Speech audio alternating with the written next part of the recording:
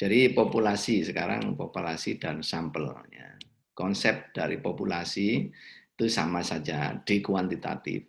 Jangan sampai ada satu penelitian kualitatif Anda nanti kalau kualitatif memakai istilah ini dilarang keras.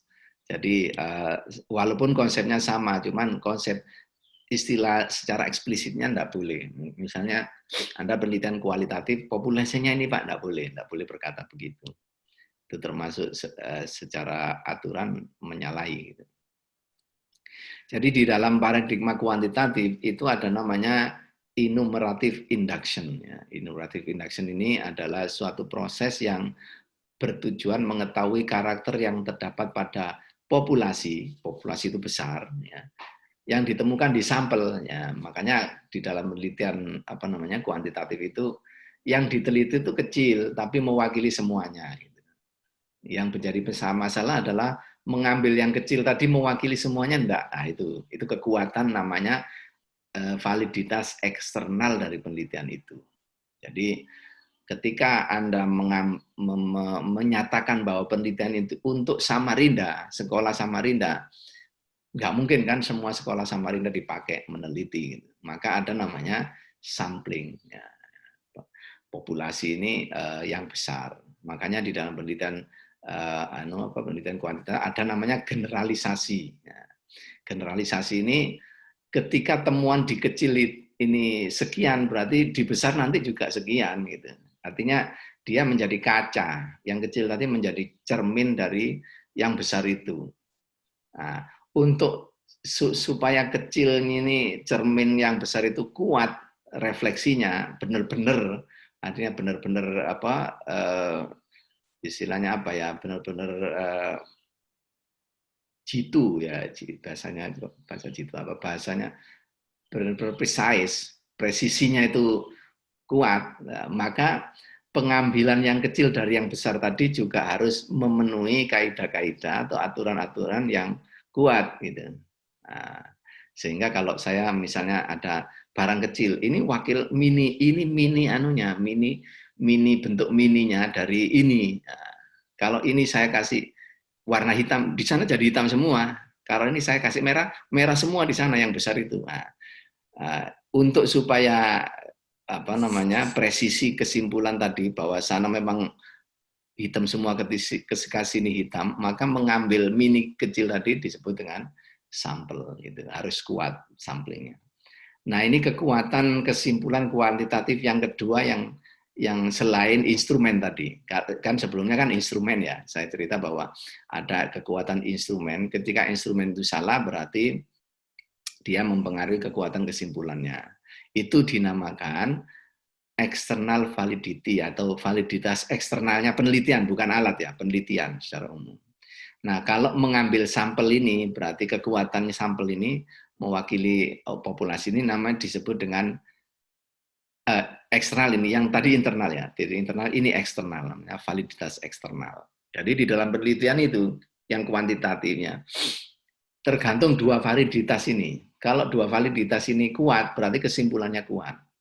Yaitu validitas internal adalah kekuatan dari instrumennya. Kalau instrumennya betul-betul mengukur, yang diukur berarti internal validity atau validitas internal dari penelitian itu bagus. Maksudnya penelitian itu kesimpulannya bagus.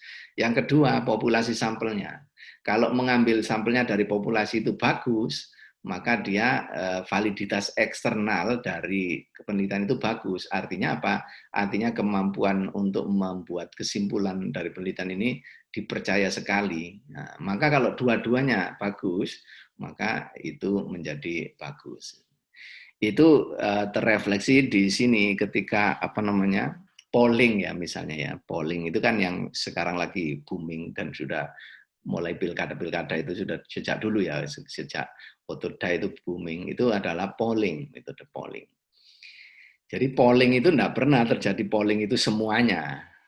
Di semua orang, misalnya seluruh Indonesia ditanyai, kan enggak. Jadi dia mengambil berapa orang saja. Tapi pengambilan orang itulah yang menjadi kekuatan. Makanya beda polling bisa beda angka kan itu. Kenapa? Karena yang sampelnya beda dia ngambilnya. Ada yang sampelnya ngambilnya tidak terlalu kuat caranya, ada yang kuat. Makanya ada lembaga polling yang kredibilitasnya tinggi, dia selalu presisi kesimpulannya itu tepat ketika dengan hasil.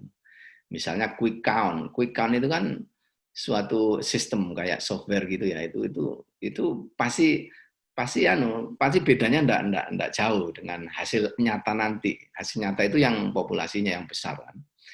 Padahal quick count itu hanya beberapa enggak berapa persen dari populasi, enggak semuanya. Nah, untuk yang sampel dan populasinya sama itu namanya metode sensus ya. Sensus BPN apa namanya? BPS. Sensus BPS itu semuanya gitu dia. Makanya data BPS itu kuat gitu. Jadi semua misalnya ada 200 juta orang ya 200 juta itu yang dihitung gitu. Nah, tapi kalau polling itu beda gitu. Jadi kita hari ini berbicara di situ. Jadi yang menjadi fokus pembahasan itu insiden dan frekuensinya. Jadi bukan apa namanya di kualitatif seperti kualitatif gitu ya. Maka definisinya dulu kita lihat sekarang. Apa itu definisi apa namanya populasi? Populasi itu yang pertama ini ya populasi. Entitas yang diidentifikasikan sebagai yang akan diteliti berupa kelompok orang, peristiwa, atau objek benda. Entitas itu kan gimana bahasanya? Entitas sudah tahu ya, entitas itu adalah sesuatu yang ya sudah yang jeleger itu bahasa. Apa ya istilahnya yang indrawi, yang kelihatan ya itu ya itu tadi karena positivis itu kan yang indrawi kan. Semua yang Anda lihat itu entitas namanya. Jadi yang Anda lihat di depan mata, yang kelihatan mata entitas. Misalnya, saya melihat Pak di langit ada bintang-bintang, entitas itu namanya. Pak, saya melihat ke bawah ada tumbuh-tumbuhan, entitas. Pak, saya melihat di air ada entitas. Gitu. Entitas itu bisa kelompok orang, berarti living, berarti orang itu maksudnya manusia, atau non-orang yang bernapas, ya, hewan, dan seterusnya, kan gitu kan. Atau peristiwa. Peristiwa itu kan bisa dilakukan benda yang hidup, benda mati, atau orang kan gitu ya. Benda hidup misalnya hewan itu membuat peristiwa. Nah, itu kan atau benda mati yang membuat peristiwa ada enggak ada. Misalnya angin kan, angin jadi apa peristiwa terjadi angin ribut kan. Itu enggak ada yang hidup, yang mengendalikan kan zatnya Tuhan kan gitu. Artinya itu peristiwa juga gitu. Benda objek benda yang mati bisa, benda mati yang tidak membuat peristiwa, ya batu-batu diam aja dia kan, atau tumbuhan itu pun termasuk kelompok yang bisa membuat peristiwa, dia peristiwa menjadi besar. Gitu.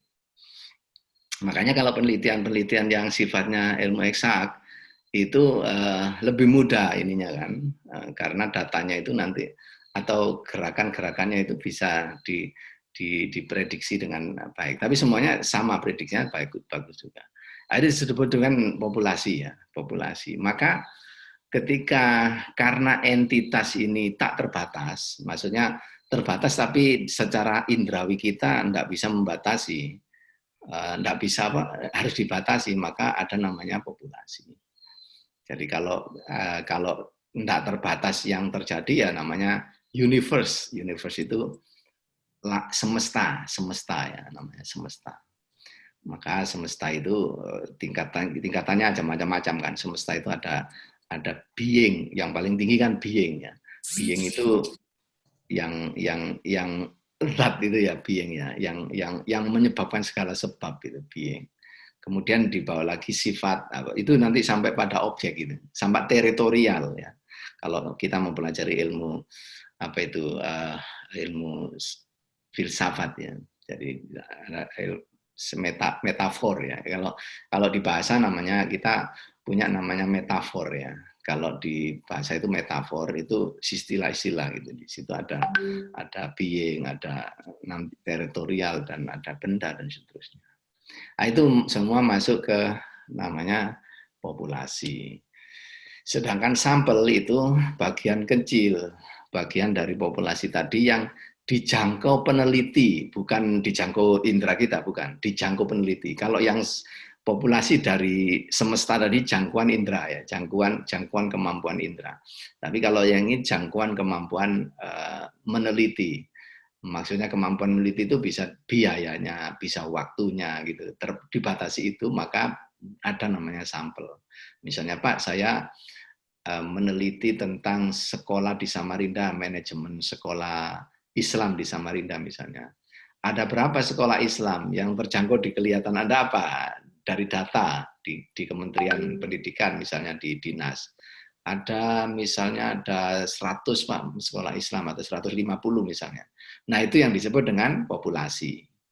Yang akan saya tapi populasi ini kalau ditingkatkan lagi ada namanya populasi yang lebih tinggi, populasi target, populasi yang bukan target gitu. Yang bukan target itu semua sekolah Islam di Indonesia namanya sekolah Islam kan, berarti semua sekolah Islam masuk bidikan populasi Anda. Maka target populasinya sesuai judul namanya Samarinda, di Samarinda saja. Terus target kemampuan menelitinya ya namanya sampel tadi. Sampel kecil, sampel itu kecil. Maka ada disebut dengan ini apa namanya populasi yang ini itu polisampel tadi populasi sendiri ada namanya target populasi, aksesibel populasi. Nah ini tadi yang saya katakan. Aksesibel ini populasi yang bisa dimasuki, ya, akses ya. Target ini populasi target kita, definisi dari misalnya tadi sekolah Islam, berarti sekolah Islam itu luas apa? Yang disebut sekolah berdasarkan nafas Islam di situ, secara mengartikan nafas seperti apa? Nafas Islam, sekolah yang Islami dalam konteks ini, yang disebut sekolah itu di mana? Ya di Indonesia, ya ada di luar negeri kan semua sekolah kan, namanya sekolah Islam itu. Ya seluruh dunia yang namanya sekolah Islam itu ya namanya populasi sekolah Islam gitu.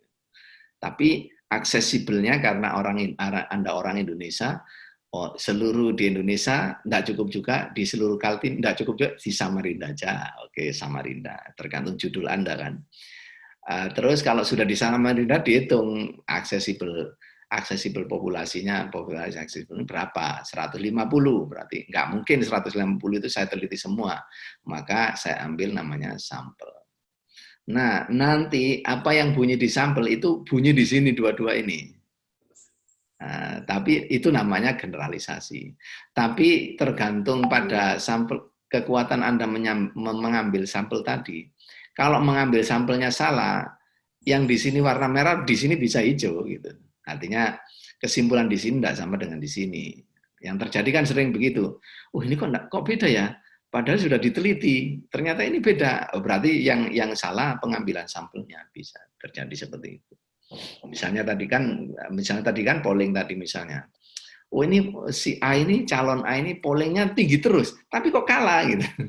Berarti masalahnya adalah yang pollingnya itu bisa tidak benar kan gitu. Nah, tapi yang polling itu banyak Pak, sekitar 10 orang, 10 lembaga polling. Ya 10-10-nya bisa tidak benar kan secara metodologi. Tapi bisa tapi itu secara secara apa namanya? Secara sains ya, secara sains. Sekali lagi secara sains ya saya bicara. Wah itu masalah nasib aja Pak Uli itu lain lagi gitu. Atau karena masalah serangan fajar, itu lain lagi cerita itu. Jadi itu faktor X ya itu tadi kan. Variabel X yang menentukan. Itu bisa diteliti lagi. Oh, variabel X ternyata ada polling variabel X, bisa aja kan gitu seperti itu. Oke, sekarang target populasi sudah saya jelaskan tadi kan keseluruhan. Ini contoh ya target populasi. Di aksesibel populasi itu populasi yang tadi itu dibatasi oleh waktu, sumber daya dan seterusnya. Kemudian, nah sekarang pengambilan, kita masuk ke pengambilan sampel. Pengambilan sampel itu mengambil sampel, karena mengambil dari yang besar ke yang kecil, maka hal yang perlu diperhatikan adalah bagaimana yang kecil ini mewakili daya probabilitasnya, itu kuat apa enggak. Nah, maka oleh ahli dibagi dua. namanya probability sampling atau sampel yang probabilitasnya kuat atau daya pewakilannya ke yang besar itu kuat, dan ada namanya non probability sampling atau sampel yang daya perwakilannya ke yang besar itu tadi tidak kuat. Nah, tidak kuat dan kuat ya. Yang kuat ini dipakai kuantitatif, yang tidak kuat dipakai kualitatif. Nah, apakah maksudnya kualitatif lebih jelek? Kesimpulannya enggak, itu kacamata kuantitatif. Kalau kualitatif ini memakai ini, tapi bukan karena kualitatif bukan berbicara tentang generalisasi tadi. Dia enggak simpulannya enggak mencerminkan yang besar tadi. Makanya dia cukup membuat yang non probability sampling ini. Nah, sekarang kita berbicara yang kuantitatif. Nah, ini nanti kualitatif bisa kalau terpaksa pakai yang non probability, tapi tidak kuat kesimpulannya. Nah, sekarang probability sampling. Apa itu dia? Seleksi sampel, kita ketika menyeleksi sampel, di mana ketika menyeleksi itu anggota populasi yang diambil ini mempunyai kesempatan yang sama. Jadi misalnya ada 150 sekolah tadi, saya ambil 10 sekolah, yang 150 itu mempunyai kesempatan yang sama untuk diambil. Gitu. Tidak ada gangguan. Itu namanya random atau acak. Jadi misalnya gini, arisan ya misalnya, yang contoh yang paling sederhana. Arisan dikocok dengan ini kan. Misalnya di dalam kotak kocokan itu botolnya atau dikocokkan itu ada 100 nomor. Kemudian kita klok. Yang keluar ternyata 10, 1 sampai 10. Berarti yang nomor 20 dan seterusnya itu dia tidak dapat kesempatan bukan karena kesempatannya untuk jatuh ini lebih besar dari yang jatuh, bukan. Dia memang pas nasibnya tidak jatuh gitu. Artinya secara kesempatan sama, dia punya kesempatan jatuh. Gitu. Nah, itu seperti itu ya. Jadi itu namanya random. Nah, ini yang probability. Ini seleksi di mana anggota populasi tidak memiliki kesempatan yang sama. Nah, ini namanya bukan acak. Jadi artinya misalnya gini, saya mau mengambil sekolah Pak karena judul saya sekolah di Samarinda, tetapi saya kualitatif. Saya mengambil 3 sekolah, satu yang terbaik, yang kedua yang manajemennya biasa, yang ketiga yang manajemennya buruk. Nah, yang menentukan kan Anda ini, berarti bukan acak. Artinya Anda sudah punya kriteria mengambil. Maka itu namanya disebut dengan non probability sampling, gitu ya. Makanya di dalam kualitatif itu yang disebut sampel populasi itu adalah lokusnya Anda itu. Lokusnya Samarinda berarti ya sekolahnya harus di Samarinda. Mengambilnya Anda harus pakai sampling tadi. Makanya dikatakan subjek gitu ya, bukan populasi sampel gitu. Tapi tidak boleh mengambil judulnya Samarinda mengambil sekolah lain, tidak boleh. Nah, itu konsep dari sampel di sampel populasi di penelitian kualitatif. Makanya tidak boleh mengatakan kata secara eksplisit kata populasi sampel tidak boleh dikatakan di penelitian kualitatif gitu ya. Kemudian nah ini non probability sampling yang tadi itu yang tidak pakai acak tadi, yang bukan acak, hanya layak digunakan manakala prosedur probability sampling tidak bisa dilakukan. Visible ini tidak bisa. Karena gangguan apa? Karena pentingnya masalah yang diteliti, maka harus tetap diteliti. Tapi karena tidak bisa diacak tadi, maka ya sudah, saya memakai non probability sampling. Boleh, tapi kekuatannya tetap kalah dengan yang probability sampling. Misalnya gimana? Misalnya gini. Saya mau mengacak individu di sekolah. Ini bukan sekolah ya, individu, bukan klaster. Individu. Karena saya mengacak individu, maka kelas yang ada di kelas 1 SMA, misalnya kelas 11 ya SMA itu. 10 atau 11, kelas 1 SMA lah, bahasa saya. Kelas 1 SMA diambil. Karena ada 150 orang, saya acak. Ketemunya ada di kelas ini sekian, ada kelas ini, mau dijadikan kan nggak bisa itu. Nanti kepala sekolahnya marah. masa kelas saya diacak-acak gini, dibuat kelas sendiri, Anda nggak bisa. Nah, kalau kendala seperti itu, Anda bisa mencari ini. Cuman tetap nggak kuat ke anunya apa kesimpulannya. Jadi kalau nggak terpaksa betul nggak boleh gitu istilahnya kan. Jadi kemudian yang sekarang yang ini, yang probably ini yang untuk kuantitatif kita buat namanya 4 dasarnya ini dasarnya ya. Nanti ada cabang-cabangnya.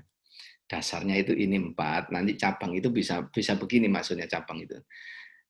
Simple random sampling digabung dengan stratified atau stratified.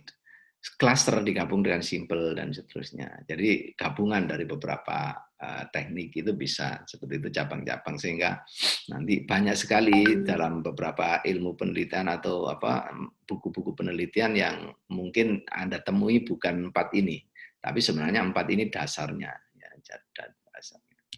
Kita lihat satu-satu.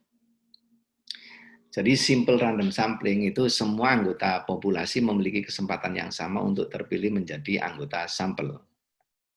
Ya acak tadi cara seleksinya gampang, membuat acak dengan lotre itu, jadi seperti arisan itu, atau tabel random number, tabel random. Jadi ada apa tabelnya diambil secara random gitu. Itu yang paling simple.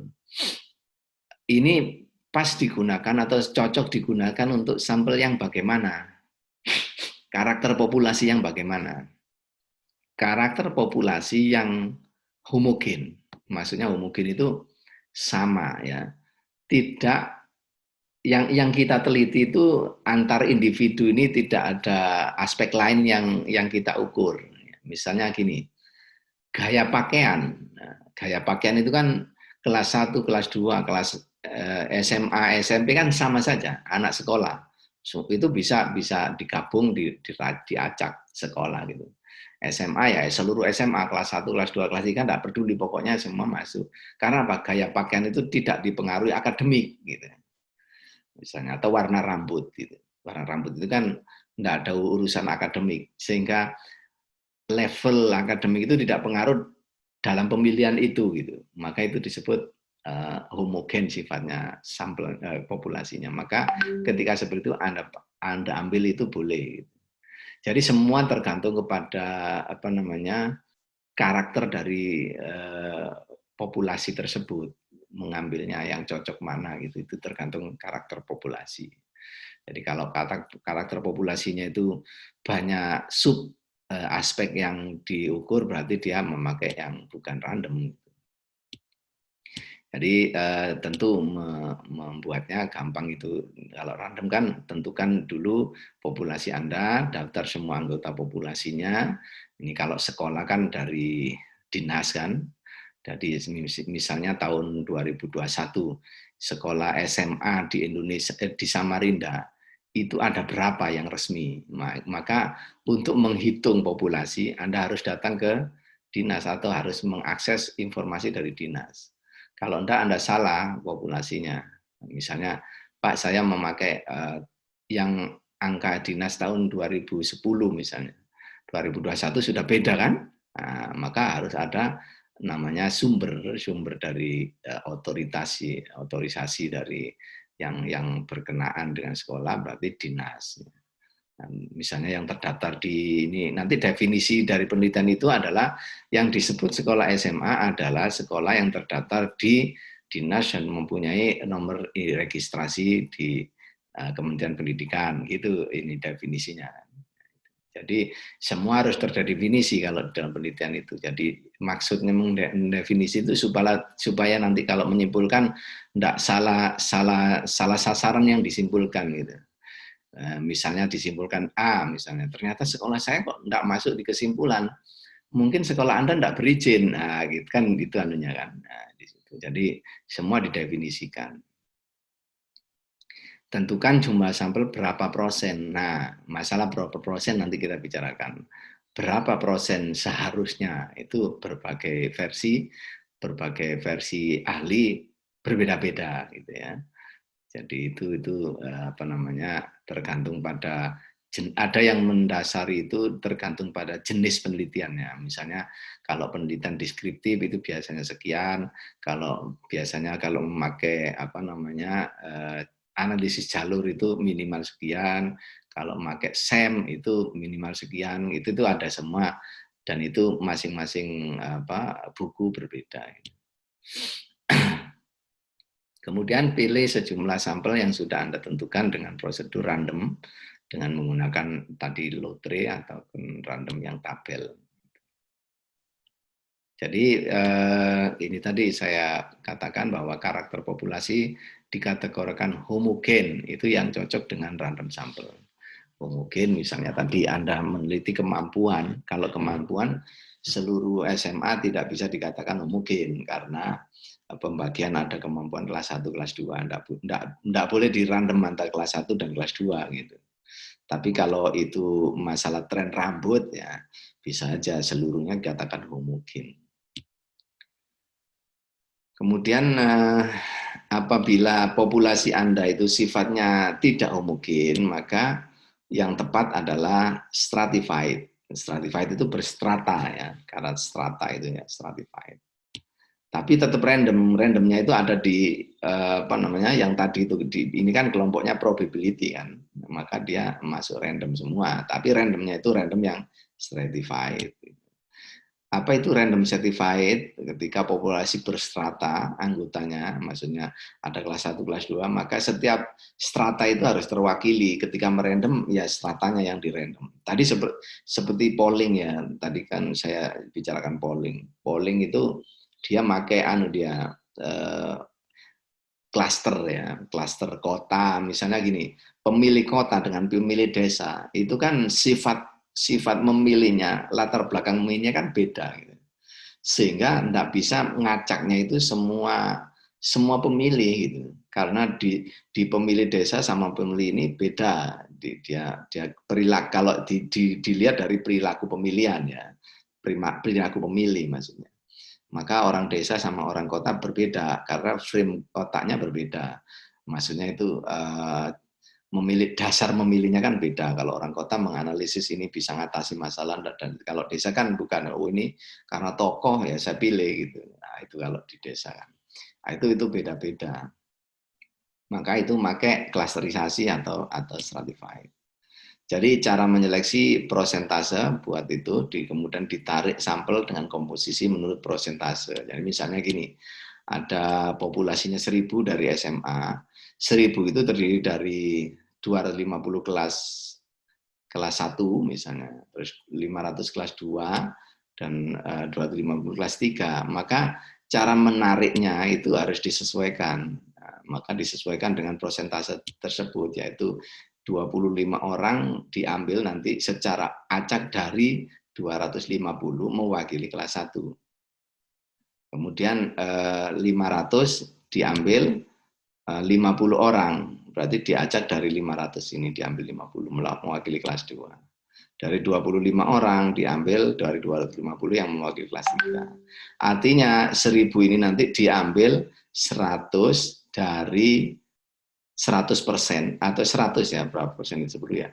100 dari 1000 ini isinya 100 orang ini adalah terdiri dari 25 orang kelas 1, 50 kelas 2, 25 kelas 3. Sehingga ini namanya stratified, tapi randomnya di sini tadi, yang dari sini kan di random, dari sini di random, dari sini di random. Sehingga namanya stratified random sampling. Ada lagi namanya sistematik ya. Sistematik ini pengambilannya per sistem ya, kelipatan bisa aja. Ini cara lain ya saya kira. Dan clustering. Clustering ini unit yang dihitung bukan per individu. Jadi misalnya kelompoknya itu sudah tertata sekolah tadi, maka yang dijadikan di randomnya itu adalah klaster sekolah tadi. Sehingga misalnya kelas 1 sebagai sampel karena tidak memungkinkan, maka kelas 1 ada 10 kelas 1 berarti 10 itu diambil 1 atau 2 berarti secara acak. Maka kelas 1 diambil semua. Itu ya. Kemudian yang non probability sampling itu ini untuk kualitatif ya. yang lebih pas kualitatif. Jadi ada accidental sampling, propositive sampling, kuota sampling. Nah, accidental itu gini, sampel diambil secara kebetulan, diambil pokoknya saya ketemu ini ya saya ambil gitu. Nah, wawancara misalnya, ini makanya dianukan diwawancara karena kualitatif kan. Mewawancari siswa yang ketemu pertama di kampus ya itulah yang diwawancarai. Seperti kalau di apa namanya di TV-TV kan kalau wawancara ya ketemu dia di lapangan atau di alun-alun atau di mana ketemu orang di acara itu ya orang yang lewat itu mas sebentar saya wawancari mau ya diwawancara itu dia enggak pakai samplingnya itu pakai seperti itu enggak pakai apa namanya cara acak. Itulah bedanya dengan penelitian yang kuantitatif atau penelitian dengan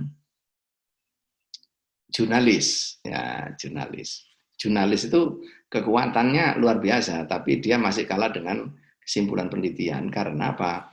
Karena aksesibel untuk ke yang diwawancara diambil datanya itu yang menentukan wartawan. Dasarnya ketersediaan ya. Misalnya gini. Saya wartawan mau berbicara tentang pemilu KPU misalnya. Kemudian saya perlu sumber data dari ketua KPU. Ternyata saya mencari ketua KPU itu karena sibuk di telepon, tidak bisa di WA, tidak bisa di ini. Akhirnya yang mewakili adalah wakil ketua KPU misalnya, atau komisioner KPU yang lain. Berarti yang saya wawancari ya itu, karena adanya yang itu. Gitu. Kalau penelitian beda lagi, dia kalau sudah memang yang diwawancara harus KPU ya ketua KPU ya dicari sampai ketua KPU itu perlu sampai ketemu. Yang wakil ketua beda lagi porsinya bicaranya kan gitu. Nah, itu bedanya wartawan dengan jurnalis dengan penelitian gitu ya. Purposive ya, purposive ini disebut juga dengan judgment sampling. Judgment ini di penentuan. Jadi elemen sampel yang diambil ini ditentukan dengan ciri khusus. Ya. Datanya biasanya di judul sudah ada ini di kualitatif ini. Misalnya ini ciri khusus itu ini saya contohkan yang mudah ya. Untuk memprediksi jumlah pemilih dari pemilih saudara, survei memilih sampel kecamatan atau desa yang cirinya mewakili karakter daerah itu. Atau kalau sekolah saya beri misalnya gini, saya mau meneliti tentang manajemen sekolah di sekolah yang unggulan misalnya. Unggulan itu kan ciri khusus ya. Ya berarti yang unggulan aja yang Anda ambil. Atau sekolah yang sekolah yang autis misalnya, sekolah SLB misalnya. Ya berarti SLB itu yang mempunyai ciri khusus ya. Itu proposif ya. Atau bisa aja proposif itu model snowball itu. Kemudian ada kuota sampling, ciri khusus yang dilihat itu tapi dia pakai kuota ya. Kuota itu pakai dia punya segmen ya, segmen dari kuota segmen dari bagian yang diteliti itu berciri khusus tapi ada kuota-kuotanya. Itu namanya kuota. Berikutnya sebesar apa sampel ditentukan? Seperti saya sampaikan sebelumnya bahwa di sampel ini yang dikhawatirkan yang menjadi hal penting sebenarnya ini yang mendasari ya. Dalam pengambilan sampel ini adalah keterwakilan. Tentu keterwakilan dari populasi di dalam sampel. Jadi derajat keterwakilan inilah yang menjadi sorotan penting dari sampel populasi sehingga prinsipnya itu kan ukuran besar yang sampel yang besar tidak menjamin keakuratan, tetapi secara logis yang besar itu lebih representatif dari yang kecil kan gitu. Sebenarnya teorinya ini, tapi nanti cabang-cabangnya banyak tadi itu menentukan si A menentukan sekian persen dan seterusnya itu istilahnya masing-masing ahli punya sudut pandang ya, furu'iyahnya di situ perbedaan anunya. Jadi teori dasarnya, konsep dasarnya ini gitu ya. Jadi yang dijadikan masalah adalah representatif. Kalau kecil dan representatif karena kuat pengambilannya tidak ada masalah. Kalau besar tidak sembrono ya masalah juga gitu. Tapi secara logika namanya 1.000 orang diambil 100 sama 1.000 orang diambil 10 itu lebih mengena pada yang 100 kan gitu. Itu jadi sehingga nanti terjadi apa namanya? Pengambilan sampel itu bisa macam-macam tergantung bukunya. Yang penting nanti Anda gini, kalau memang tertarik dengan penelitian kuantitatif, sampelnya ada yang dirujuk ya, ada yang dirujuk gitu aja. Misalnya sampelnya sekian persen Pak dari sekian sampel. Siapa yang Anda jadikan rujukan? Si bukunya A, boleh sudah. Jangan sampai ini membuat sendiri. Maksudnya saya perkirakan 30% Pak, karena 30% menurut saya sudah patut. Nah, itu tidak boleh. Artinya Anda tidak punya rujukan ketika memutuskan sesuatu. Nah, jadi di dalam penelitian ilmiah atau di dalam apa namanya, semua yang ilmiah itu sebenarnya yang menjadi persoalan dan yang menjadi apa ukuran dari kita adalah siapa yang kita anut. Nah, itu di dalam dunia ilmiah itu sebenarnya perjurnalan ataupun penelitian apa itu sebenarnya yang menjadi satu apa namanya prasyarat dasar untuk kita jalan itu adalah semua adalah ada rujukannya. Berarti ketika kita melakukan sesuatu ada yang dicontoh gitu ya. Yang kedua, kita mengambil apa namanya istilahnya namanya meneliti ya. Kita dasar katanya teliti kan, artinya harus semua yang ditulis itu ada jawaban why atau kenapa gitu ya.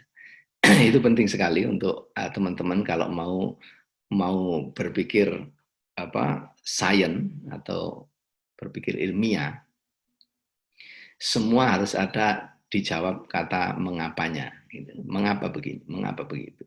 Jadi kalau Anda punya anaknya itu masih kecil, itu kalau sudah tanya mengapa, jangan dibiarkan. Itu anak Anda sudah berarti mulai cerdas sudah. Jadi kenapa itu begitu, kenapa begitu. Jadi anak saya dulu waktu umur baru bisa, mungkin enggak baru bisa, ketika mulai bicara, gitu, dia itu tanya gini, itu harus dijawab.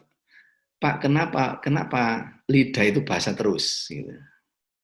Nah, itu anak kecil kan dia mulai tanya itu. Itu kalau dijawab, tanya lagi dia mengapa. Nah, itu kalau anak sudah tanya itu, ciri-cirinya anak itu sudah mulai otaknya sudah jalan, high order thinkingnya sudah jalan. Maka di penelitian Anda harus juga begitu.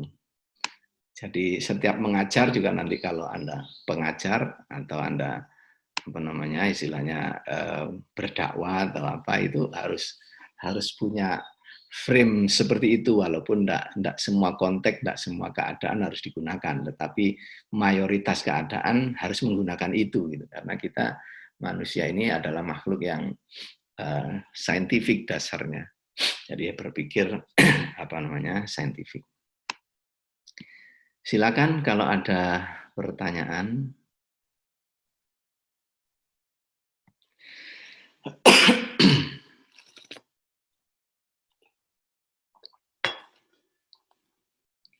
Jelas ya? Jadi suara saya bisa didengar jelas kan ya? Jelas Pak. Ya. Mungkin satu aja sih Pak tentang silakan, tadi populasi dan sampling itu kan tadi ada beberapa, ada yang memang kalau kita mau menentukan sampelnya ada yang memang khusus sesuai dengan kriteria, ada yang memang random gitu Pak ya.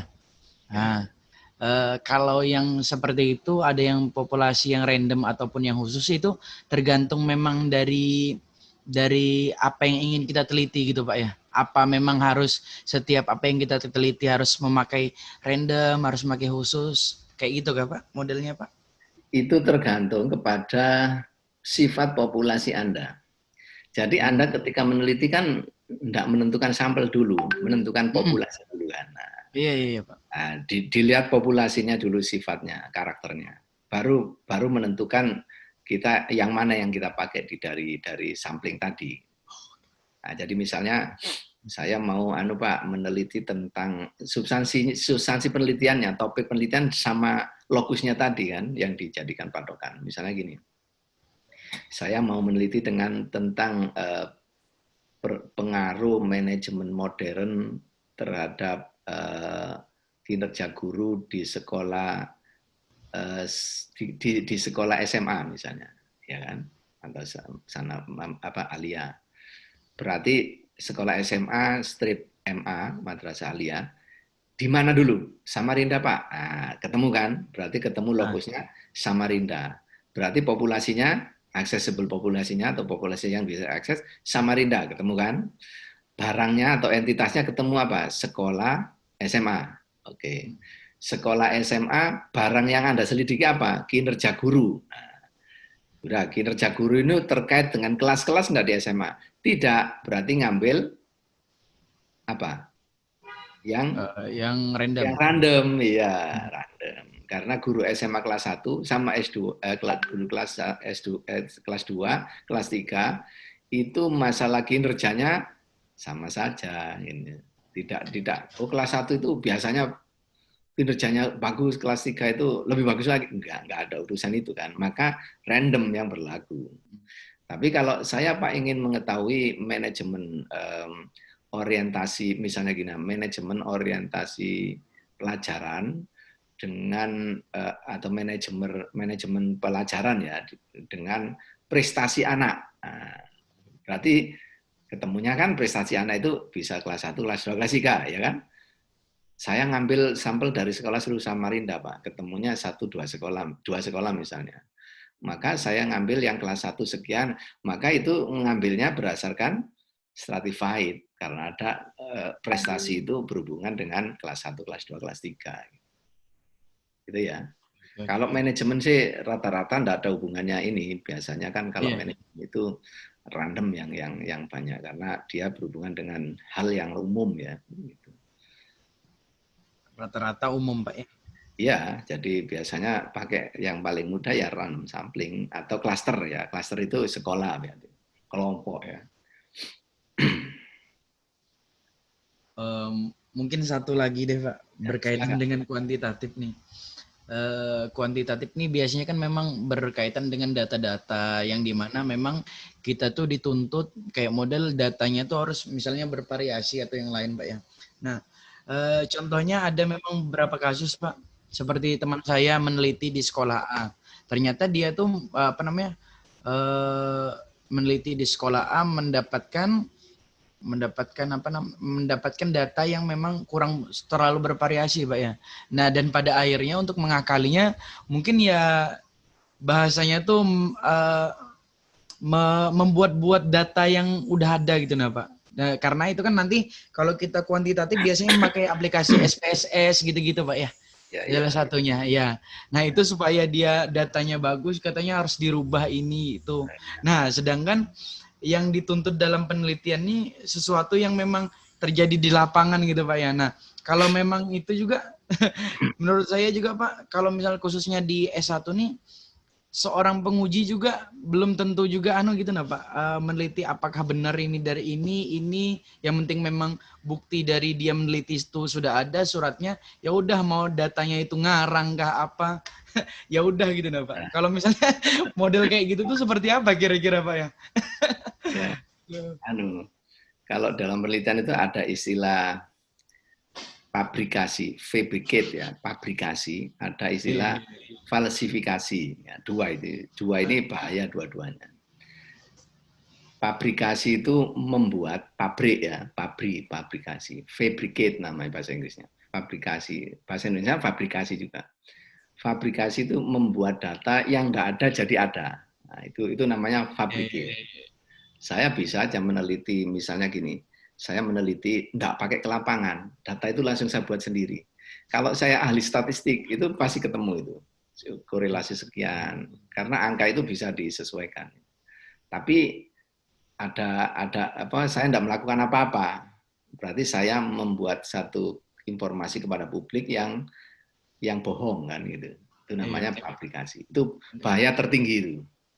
Nah, itu. Tapi kalau yang falsifikasi itu sudah ada datanya, tetapi diatur. Kayak tadi Mas Alfi cerita Iya, tadi. betul Jadi betul betul. diatur supaya angkanya sesuai. Nah, maka diatur-atur ini namanya falsifikasi. Itu mungkin toleransi kesalahannya ya di bawah publikasi tadi gitu.